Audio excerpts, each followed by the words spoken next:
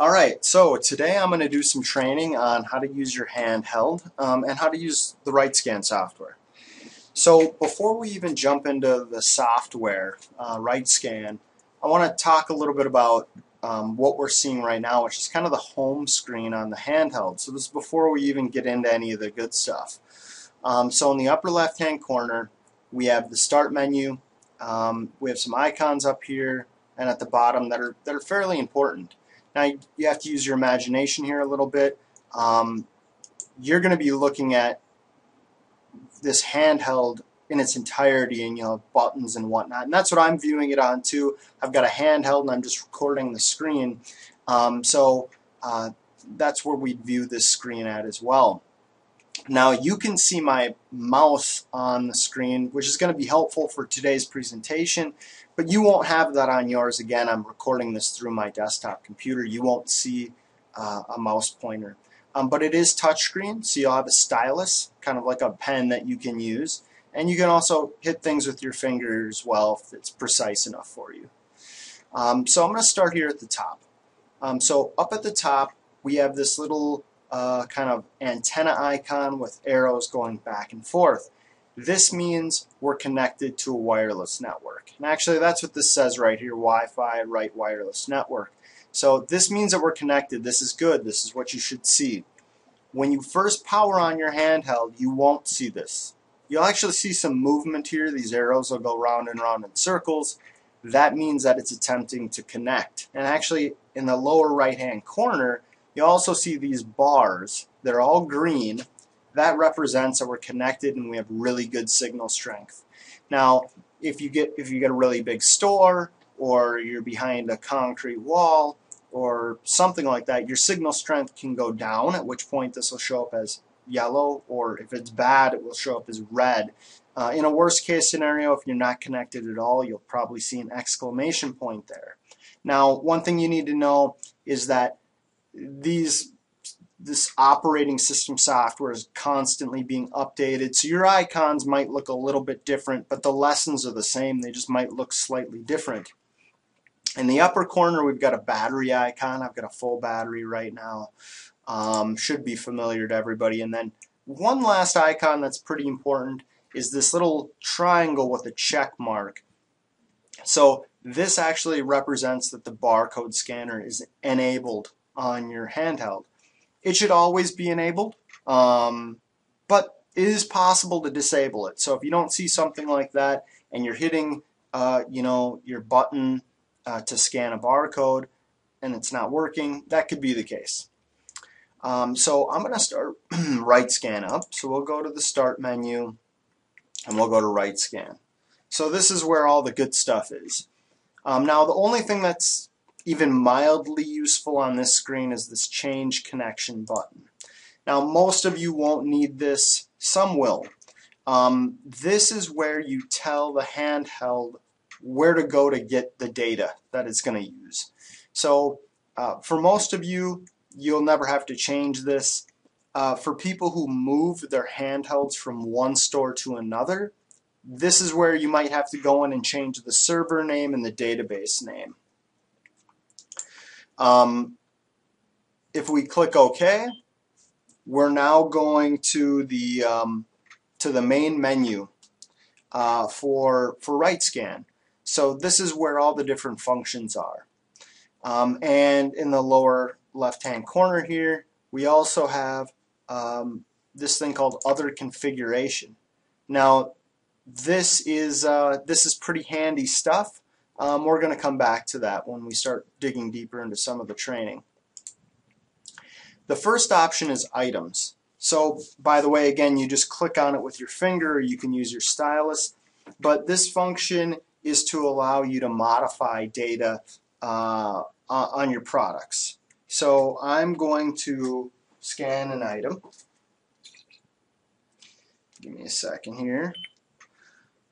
Okay, so I scan an item and it brings up the product properties here. And I'm going to go back to the General tab. But we can see the item lookup code, the description, the price, etc. Now you can modify any of this that you want, and it will save it in the system, and it's instantaneous. If I change a price right now, it's going to change it in the system right at this moment. One thing that I want to make sure you're aware of is what this drop down does. So notice right now bin location was selected. By default, price is going to be selected. And you'll notice that I had to go back to the General tab because it had initially brought me to bin location. So I changed it to price. I'm going to scan that same item again and show you the difference. Now when I bring up this item, notice that I'm in the price field instead. Now here's the idea. Typically when people are using their handheld to go find out about products, it's because they're on a mission. They want to make a lot of changes to a lot of items. Let's say I'm changing the price on a bunch of stuff. Well, I could change this to say, you know, $38.99. Now notice I don't need a decimal place. If you don't enter a decimal place, it'll assume 2 decimal places. And then I just hit the OK on my screen, and now I'm going to scan the next item. And here I am again in price, and I can change that price. So if I need to change prices on a bunch of items, it's pretty handy that I can have this default selection setting, and I can go through and change price on a bunch of stuff. Now notice there's a ton of fields in here where you can make these modifications. Whether it's your reorder restock points, for example, reorder restock points, those mins and maxes, or something like bin location, which is what I had it set on in the first place. Bin location, some people will identify where on the shelf a product is, and there's a couple of really handy things in RITE Scan in order to let you do something like that as well. So I'll scan this item, the whiskey again, and now notice this time I am in the additional tab. So I'm going to change the bin location from 100 to 200, and now I'm going to scan the next item, the salsa, and again it brings me into bin location. One thing that's pretty neat is this copy button for doing something like this. So if I hit copy, notice it inputs 200 in here. The idea is whatever field I'm in, it remembered what I had modified or what the data was on the last item that I had scanned. So I don't have to keep putting 200 in here. I just scan, hit copy, hit OK. So this makes it really easy to copy data to a bunch of items. Also, just to give you a quick peek on the supplier tab, we can choose the supplier, the mins and max, the MPQ, which is case quantity. Alright, so that's the items function. The next function that I think is on the list here is reports. So obviously if you want to do some really intensive reporting, the handheld's not probably going to be the best place to do it, but if you want to do some fairly simple reporting, you know, we have a lot of customers that just want to walk the shelves and they want to know what's going on with an item, and they want to be able to do that really easily. This is the ticket. This is a really nice deal. So if I scan an item, it brings up the descriptive information, the price. Notice it says $38.99, not $39.99. That change was in real time. And by the way, if it was on sale, the sale price would show up in red, and it would show the sale price there instead. And then it shows me some sales history. Week to date, which means Sunday to today. Last week, month to date, which is the first of the month to today, last month, and then a custom date, and also on hand and on order. Okay, now if I scan the next item, it brings up the same data about that product. Now notice I don't have to even hit any buttons. I just scan a barcode and I can keep going from the next item to the next item to the next item and get some pretty darn good information relating to sales, what I have in stock, and what's on order. So very handy tool. One of the fields here says custom date. Now if I hit the custom date button in the lower right hand corner, you can set your own custom date range. And if you do, then this will be populated based on that date range for this year and the year prior. So if you want to look at a quarter instead of a week or last month, you can do that. So very handy. Oops. I'm going to skip physical inventory for a second, and I'm going to move into label printing. So now, in order to use label printing, you must also have our RITE label add-on. And a lot of you do have RITE label, and you might not even know that you use it. But when you use this function, and I'll scan an item, essentially you're just adding a quantity of items to the print queue.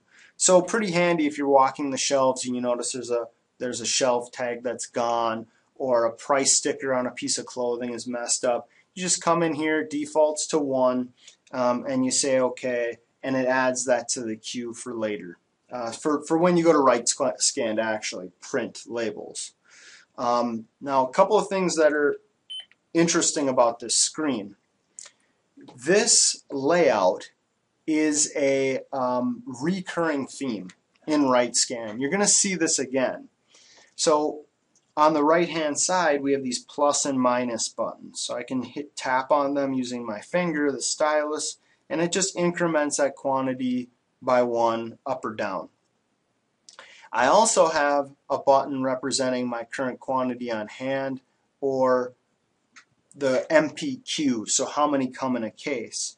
So the idea here is, if let's say I'm in the warehouse area of my store, the back room, and I want to print labels for an entire case, well, I don't have to type in 12 or hit plus 12 times or what have you. I just hit this button once and it increments that quantity by 12. Now if I have 12 there already and I hit it again, it goes to 24, so it's going to increment it by that many. Now if I scan the whiskey and there's a quantity on hand here of 2, this would be like I changed the price and I need new labels for everything on the shelf. Well, if there's 2 in stock, I just hit this button 2, oops, and it increments the quantity by 2. Again, it gives you kind of an easy way to say I want to print 1 for everything that's in stock. Also notice in the lower corner here, it tells me the last item that I scanned, the quantity that I added, the previous quantity, and the new quantity. For label printing, it might be handy, but it's not critical. But again, this screen is reused in other parts of the system, for example, physical inventory counting and purchase orders. So I'm going to come back to this concept in just a minute, because next we're going to go into physical inventory counting. So here I can create a new physical inventory count, or if I select one of these and I click scan, then it'll have me start scanning items to add to this inventory count, or I can click view and it will bring up a list of all of the items on the physical inventory count. I want to offer a word of caution in regard to the view button. So this is a handheld. It's got a small screen. It obviously has a lesser processor than a normal computer does. A lot of times physical inventory counts have thousands of items on them. And if you click view, it's going to fetch all that data, which is a lot. The view button, you just have to be aware. If you click it, it might take a while to load up, especially if it's thousands upon thousands of items. Matter of fact, if you want to look at the list of items and it's a huge list, probably would do that through Store Operations Manager and not through RITE Scan. It's just a better place to view that kind of data. So if I click new, it'll create a new physical inventory count for me. And now I can simply start scanning items. So I'll scan this item and recognize the screen, right? It's the same one we were using basically for label printing. There's some differences, and we'll see those in a minute. For example, it says quantity counted and previous quantity. And I'm going to say 5, and I'm going to hit enter. Okay, now I'll scan the next item, and we'll say one of those, and we'll say enter. And now I'm going to scan the whiskey a second time. Now notice that my previous quantity before was 0, now it's 5. That's because I had previously counted 5. Now the reason why that's important is because a lot of times you'll have product on a shelf, maybe product on a display, and product in the back room. So if I enter in 2, notice at the bottom it tells me the last item I scanned, the quantity I added, the previous quantity, and the new quantity. So if you enter a quantity here, it will not change it to that quantity, it will add 2. It will add to whatever it was, so 2 plus 5 equals 7. So this lower right left-hand corner where it shows you the last item you scanned is really helpful, really useful when you're doing a physical inventory count, because my experience is from doing physical inventory counts myself, you know, after you do it for 6 hours, you get a little delirious. You get a little cross-eyed. You start questioning, did I just count that item? Did I count the right quantity? You know, and you should have good policy and procedure in place for things like if somebody needs to go to the bathroom, mark where you were so that when you come back and know. But knowing the last item that you scanned for those kinds of reasons, or somebody comes up and interrupts your train of thought and talks to you, you need to know the last item you scanned, you need to know how many you counted, so that if you made a mistake or you forget, this makes it a lot easier. At the same time, folks, even though this is great information, nothing will replace good policy and procedure. You got to have that as well. One other thing that's important to know is, let's say there's really only 6 and I made a mistake and entered, put in 7. If I count this item again, you saw how you can use the plus key to go up and the minus key to go down, but you can also use the minus key to go negative. So if I need to bring that down to 6, I'm going to put in -1, and now you can see that reflected. Quantity added -1, previous 7, new 6. Okay? All right. Now, another thing that can happen in the heat of battle is somebody can scan an item, they can count 5, and then they scan the next item. They don't even input it in, right? They forgot to. So what RITE Scan will do if you scan the next item is it will give you an error message. Okay? That barcode is just a number, a big number, and it's saying the quantity you've entered is greater than the threshold. Please try again. And the threshold is 999. So any number larger than that, it's going to consider as an error. Potentially, and I'm going to talk about that more in a second, but if we hit OK to this, it brings us back in here. And by the way, we got a little bit different error sound. Normally there's kind of like a little happy sound. I put the handheld next to the microphone. Hopefully it picked that up.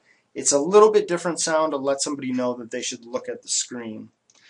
So now I can enter the appropriate quantity in and continue onward. Now that does raise the question, what if there are more than 999? And in that case, the solution is just enter it more than once. We really haven't run into a customer that has, 100,000 of a thing. It's typically, maybe 2,000, at which point you should just enter in 500, 500, 500, 500, 4 times. That's 2,000.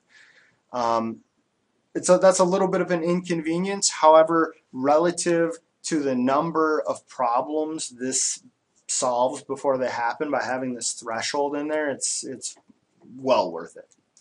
Now, there is one other scenario that comes up.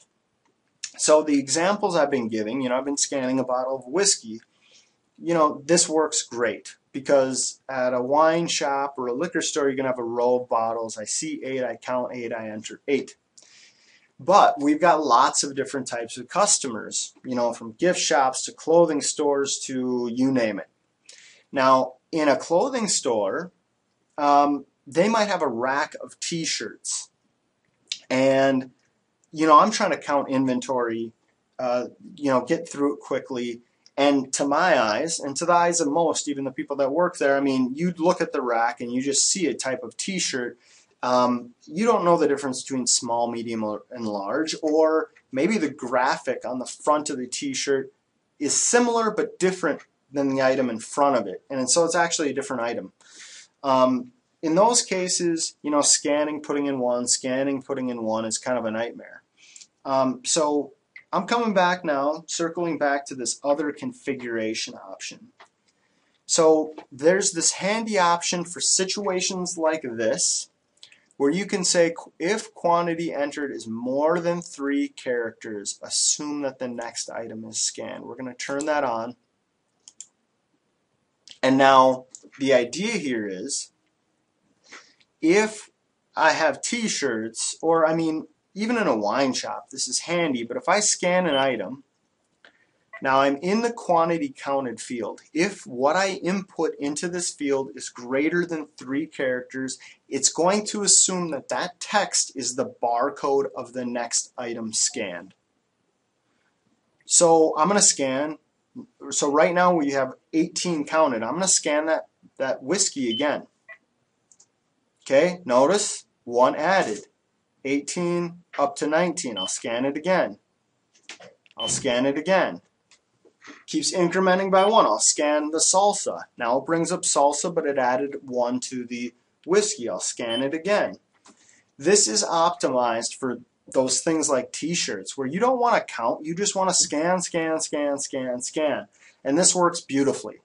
Now you need to know when it's on and when it's off, because if you don't know it's on, it can lead to lots of problems.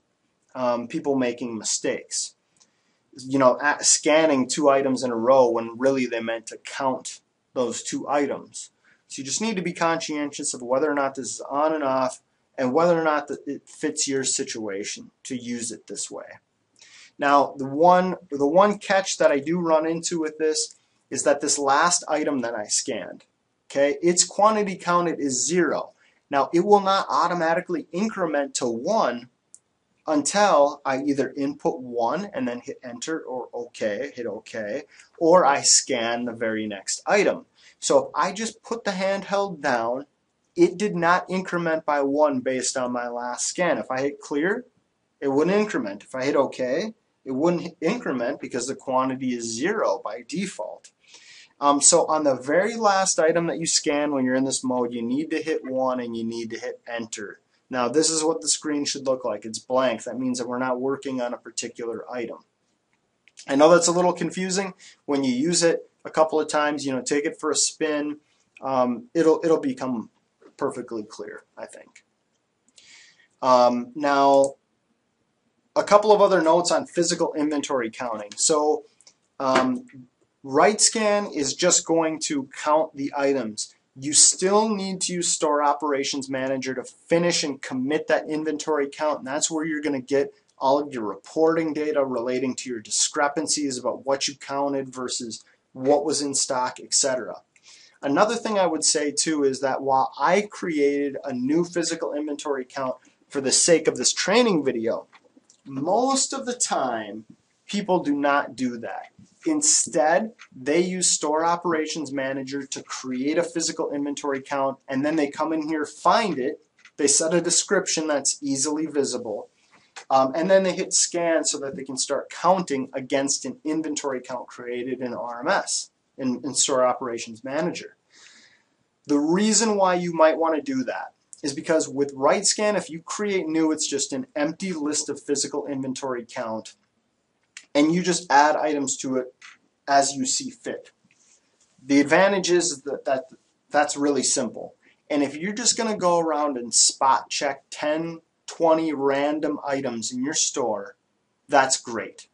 But if you're going to do a cycle count and you're going to say, I'm going to do all baseball caps, or I'm going to do all tequila, then it's far more appropriate in my mind to use RMS to create a physical inventory count and to identify that you're going to count all of your tequila or all of your baseball caps.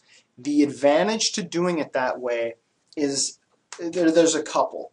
The biggest is that it will tell you about items you didn't scan. Let's say you had a bottle of tequila on the shelf, there's only 1 left, and it got stolen. Well, if you don't identify that you're going to count all tequila and you just come in here and say new, when you go to do your physical inventory count, you can't scan what you don't have. So it would never show up in the list, and therefore it would never appear as a discrepancy. If you define that you're going to count tequila in advance, then it will appear in that list because you said, RMS, I want all my tequila in here, and it will default to a quantity of 0.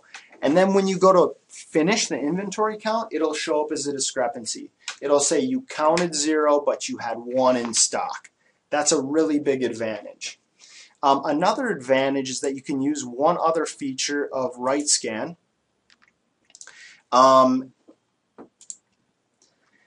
You can go into other configuration, and we've got this top option up here. It says when performing a physical inventory count, prompt the user if the scanned item is not already on the inventory count. So the idea here is, I mean, if I'm doing all my baseball caps or all my tequila, I might accidentally wander into product that's not actually a part of this product group. Let's say I scan a bottle of vodka. Well, if I enable this option, the system will bark at me. It'll say, hey, a vodka's not on this inventory count. Now, what's good about that is that typically when I'm doing a cycle count, I'm not only counting the shelf. I'm counting the shelf, I'm counting a display, I'm counting the back room. So if I accidentally have product wandering into my physical inventory count that I'm not intending to count, maybe I do count that one bottle of vodka, but what about the stuff in the back room? Because when I go in the back room, I'm going to go to the tequila section, I'm going to count all that, and I'm not going to go to the vodka and find that bottle and count it. So what would end up happening is you would have a discrepancy on that product, and you might screw up your inventory because you'd commit it and say, well, I guess it's off, I counted everything, when in reality you intended not to count it. Okay. One other thing that's pretty important is knowing what happens if an item isn't in the system. So I've been scanning items that have all been in the system so far. I'm just going to, using my keypad on the handheld, enter in a fake number. Now what's important here to know is I'm entering in this fake number. You could do the same thing if a barcode didn't scan. If a barcode doesn't scan, you can manually enter in that number and then just click this submit button or hit the enter key so that you can still count it even though the barcode's not working. Now this is not a real legitimate product, so I'm going to get an error. And it tells me items not found, and again it makes a little bit of a different noise. Now notice it says create new item. This is disabled, okay? And I have the option to go back. Now I'm going to touch on one other setting here, and I'm going to change this to say do not allow users to create new items. Now I'm going to say that most people have this disabled. They don't allow users to create new items on the handheld. You can, okay? So I'll submit this. And actually I'm going to let you listen to that sound to make sure it's clear. So it's a little bit of a error message. I'm going to say create new item, and it's going to bring up a new item form. It remembered that my selection previously was bin location, but you can see it automatically populates the item lookup code, and there's nothing stopping you from using this function to create new items. It's pretty handy. The issue is a few. One is typically, and for good reason, people are very particular about how new products are created in their system. Is the description capitalized right? Does it have the right information in the description? Is the pricing set? Is the cost set? Now, first of all, that's a lot of information, right? And while the handheld's a great tool, the keyboard's small, you probably would be better suited to using a regular keyboard and mouse. And the secondly is it's a lot of information that you want entered in correctly, and a lot of times stores will have one or two people who are kind of responsible for this, and they are particular about how it's done, and they know what needs to get done, and they don't want to leave it in the hands of just any employee. So for that reason, a lot of people have this disabled. And if you're in a headquarters environment, it's extremely important that you don't create items at the store level. Theoretically you can, but we strongly recommend that you do not. You use headquarters, and if you use this tool to create an item, it's going to create it in the local store, not in headquarters. So if you're in headquarters, you don't want to do this. All right. Okay. So let's move into purchase orders and transfers. So I'm going to go into purchase order, and now we have 4 options. We can create a new order, edit an existing, receive on an existing, and receive from scratch. Now I'm going to create a new order. You can see it creates a purchase order for me. And now I can just start scanning and adding items to this purchase order. And I'll say 5, and I'll hit enter. I mean, here again is that same form. Now this is a little bit different, okay? Instead of seeing previous quantity, we're now seeing cost. And this cost gets populated from whatever last cost that you have set up. You can also see this current quantity. This is going to be the quantity that's currently on the purchase order for a given item. And when you're creating a new PO, this might not be as important. When you're receiving, you know, you want to know how many of an item. It's kind of like the previous quantity, I guess, on a physical inventory count. So very straightforward. If I edit an existing order, instead of just creating a new one, I'm editing what's currently there. Okay, so I'll scan an item. Now notice it defaults to a quantity ordered of 0. I'll hit 2, and it adds. It's just like a physical inventory count where it's going to add the quantity to whatever's there. So pretty straightforward. If I tell it I want to receive on an existing order, again, it feels similar, but this is where it starts getting a little bit different. So I have a receive button instead of an edit button, and I'll scan an item, and now notice the quantity received is 7. It's defaulting to how many it thinks that you are going to be receiving. So I'm going to say 5. Let's pretend I only got 5 in front of me, and I click OK, and I scan that item again. Now it's saying 2. Because it knew that previously I had received 5 and there's 2 remaining. Okay? So I'm going to say there's 3 more. That would bring this total to 8, even though the purchase order here is telling me 7. You know, it's telling me straight up right here 7, or how many it's supposed to be receiving. I'll get an error message. Hey, you're receiving more than what the original purchase order. So this is the idea of receiving against a PO. I made an order for a supplier. Now I'm receiving that order. Did the supplier send me what I was supposed to get? So if you got 8, you know, I guess you're going to receive 8. But at least you're being notified that this is outside of the norm. So I'll say yes. And now I'm going to scan salsa. If I can get it to scan. All right. So I scanned an item that was not originally on this purchase order, and here again, you have the ability to override it, but it's saying, hey, you didn't order this item on the original purchase order. So it's verifying against what it thinks you should have gotten. And you can say yes or you can say no. Now, right now, we are not actually updating the inventory in RMS as we're doing this. When you create a purchase order in the first place, you're telling the system, here's how many I'm ordering. When you receive it, like we're doing right now, you're telling it, here's how many I'm receiving. That's different than the quantity ordered. But the inventory doesn't actually get updated until you commit the purchase order. And you don't do that from inside RITE Scan.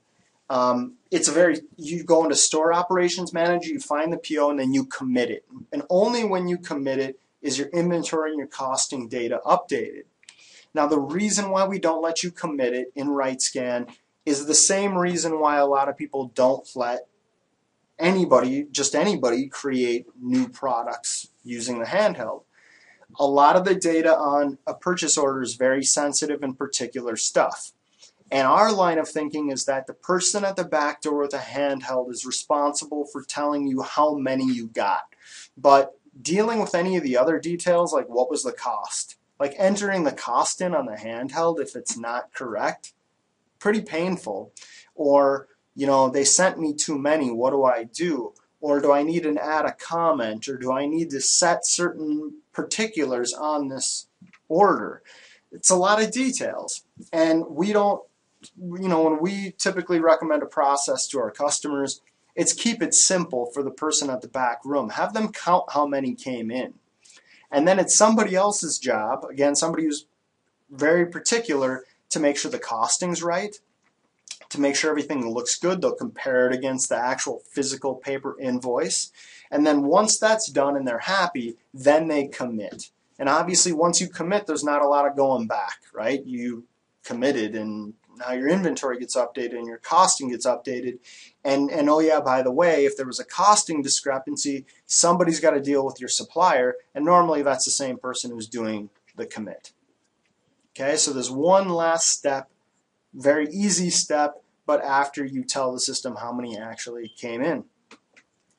Okay.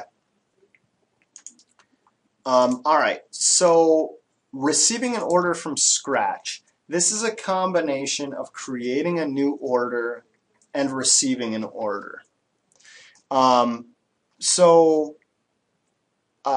First you have to pick a supplier, and once you do that, then we start creating an order. Okay, so now I can start scanning items, and what we're doing, the only thing we're doing here is we're creating a new PO, and we're setting the quantity ordered and the quantity received at the same time.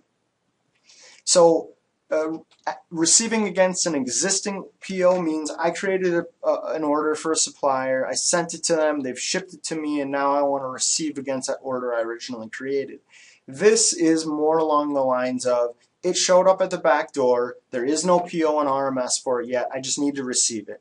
So what this will do is it'll set the order quantity and the received quantity to whatever you input here, and it kind of reduces this by one step if you didn't have a purchase order created in advance. But the workflow is identical.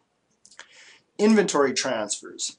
This is exactly the same as a purchase order, except you are going to choose a transfer in or a transfer out based on supplier. Notice if I choose a supplier transfer, it has to be a transfer out. But if I choose in or store, then I have an option to make it either a transfer in or a transfer out. But it's the same idea. This is used for moving product between stores, or a transfer out to suppliers, like there's bad product that they're taking back from you. Last function we're going to look at today is the create order function. Okay, so this has a lot of uses. The most common uses for this are line busting and you know, kind of phone or custom order scenarios. So line busting is where maybe you've got a really long line of customers and you need an extra register but you don't have one. So you could ring up everything in somebody's cart. I'm just going to scan this bottle of whiskey again. I'm going to scan the bottle of salsa. And you can see them being added to the list. Now you can add a comment to it, and I'd probably recommend that to identify the order, maybe the first name of the person. But once you're done, you can tell them their order, their tax, and you can say create order. Okay, order 9 has been created in the system, and I'm ready to start the next one. Now you cannot finish a transaction on the handheld. All we did is create a work order in RMS so that a cashier can recall it. The idea is I scanned everything, and now once they get to the till, the cashier has a couple of keystrokes and they can bring up that order, and then they can take, you know, process the credit card or whatever it might be. If you get a phone order or something like that, and you've got to walk the floor with a cart and you want to put stuff in the cart and scan it at the same time, this can be a pretty handy tool for doing so. So very simple, but can come in very handy. All right. That covers everything I wanted to go through today for RITE Scan. I hope this training was helpful. Thanks.